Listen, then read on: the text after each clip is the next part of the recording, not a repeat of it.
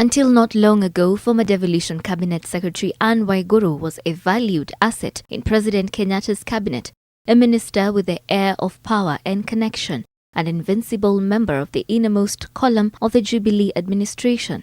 Making the promises a reality will require active participation. But that confidence seems to have waned in the wake of an avalanche of barbs directed at her by those who were formerly her strongest defenders against allegations of corruption and sleaze. At the height of the outbreak of the NYS scandal, Deputy President William Ruto zealously defended Waiguru, giving the scandal his familiar label, propaganda.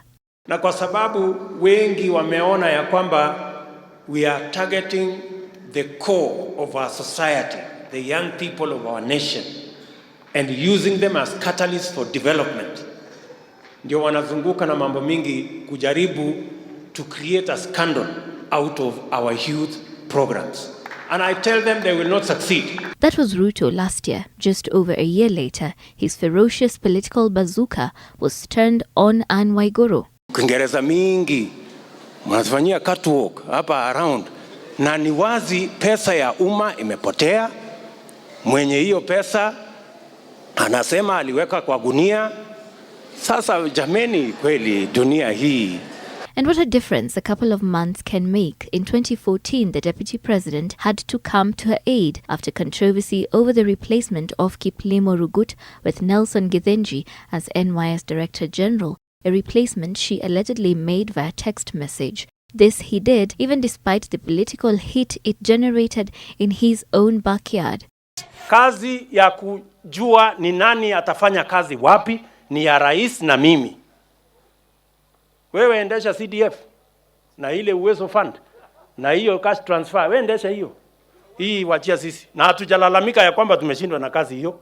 The tide began to shift after Waiguru spilled the beans on the theft of 1.6 billion shillings of NYS money, placing the deputy president and some of his key allies at the center of the scandal. Majority Leader in the National Assembly, Aden Duale, was also one of her strongest defenders. At his press conference in October 2015, he led a group of Jubilee legislators in disowning a motion sponsored by Nandi Hills MP Alfred Keter seeking to impeach Waiguru over the NYS scandal.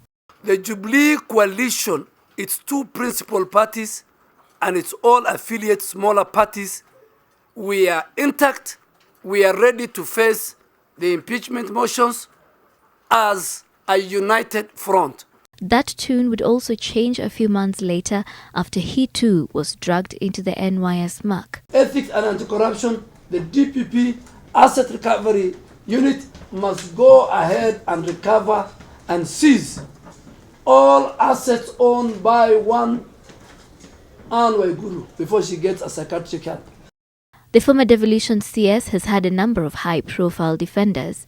Tunataka mradi huu uwe mradi wa kusaidia vijana wetu waweze kujisimamia, na sisi kama wanasiasa tushirikiane, kwa sababu nia yetu yote ni kuboresha maisha ya wananchi wa jamhuri hii yetu ya Kenya. Hiyo ndio nia yetu. On Thursday, the 25th of June 2015, State House also sent a statement saying the alleged fraud was aborted and that the investigations had been, quote, twisted to meet certain political ends, end of quote. And while her strongest defenders maintained no money had been stolen, then they are now heaping blame on her for the theft of about 1.6 billion shillings. Sheila Sendeyo, NTV.